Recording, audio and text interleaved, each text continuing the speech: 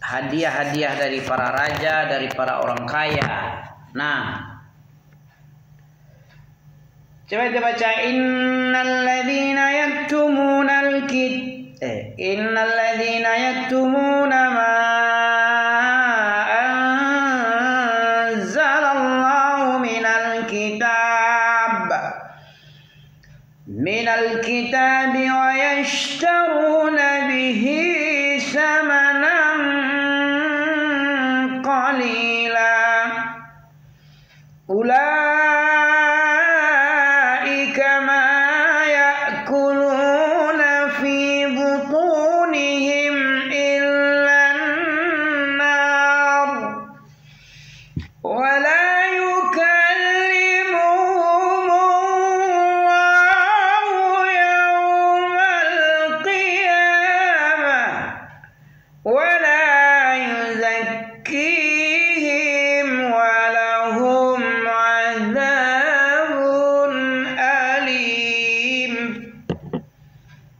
artinya tuh.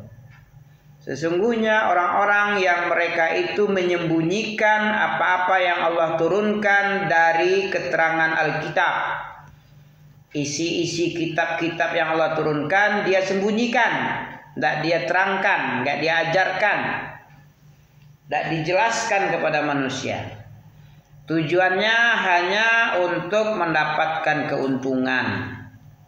Dijualnya apa yang Allah terangkan ditutup agar dia mengganti. Yang ditutup itu diganti dengan yang gampang-gampang, yang sesuai selera, agar mendapat kehormatan, mendapat harta, mendapat hadiah, ya, mendapat bonus misalnya ya. Kalau ada umat Islam yang seperti ini, berarti dia sudah mencontoh orang-orang Yahudi. Ini berkenaan orang Yahudi nih. Sifat-sifat Yahudi yang diceritakan Allah nih.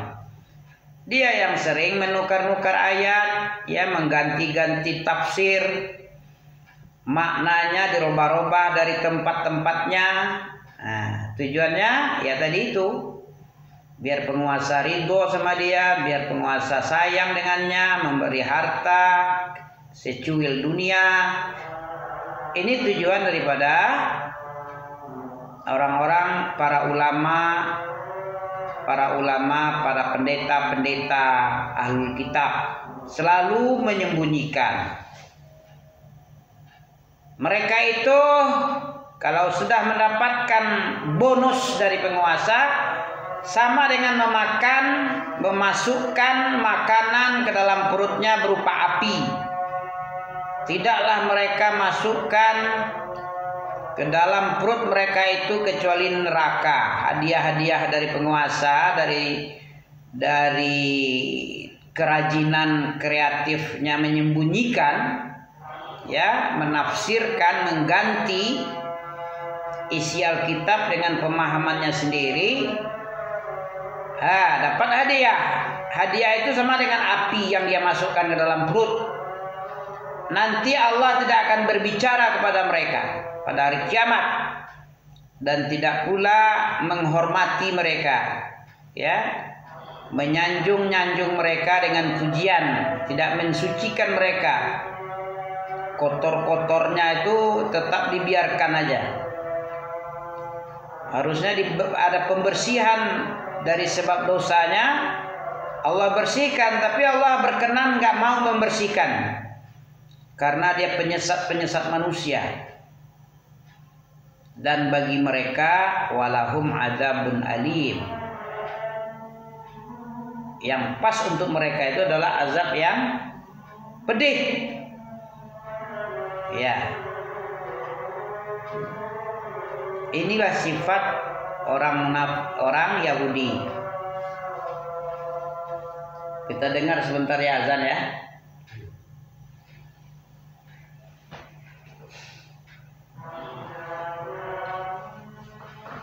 Bismillah.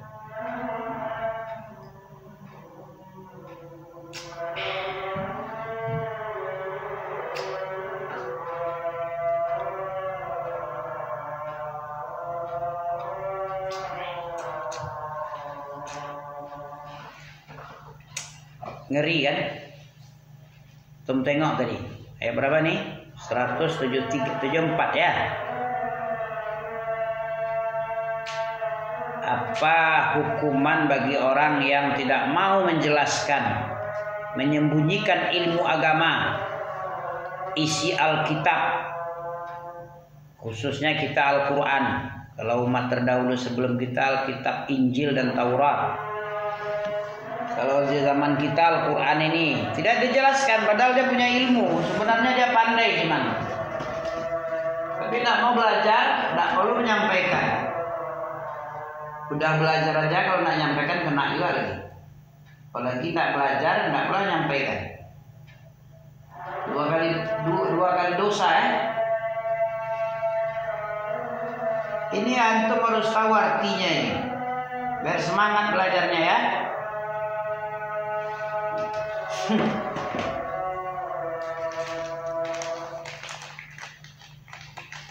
Saya ngapalkan ayat 174 nih.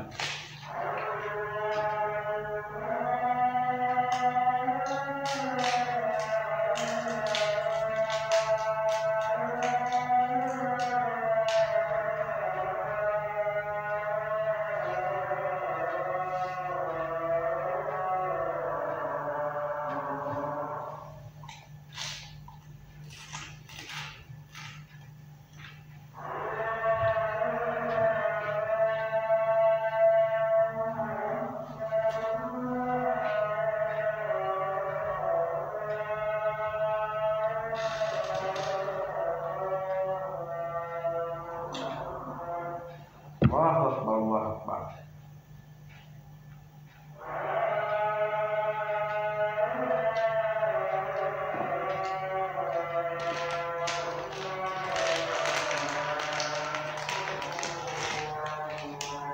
Tujuh empat, 76 Allah.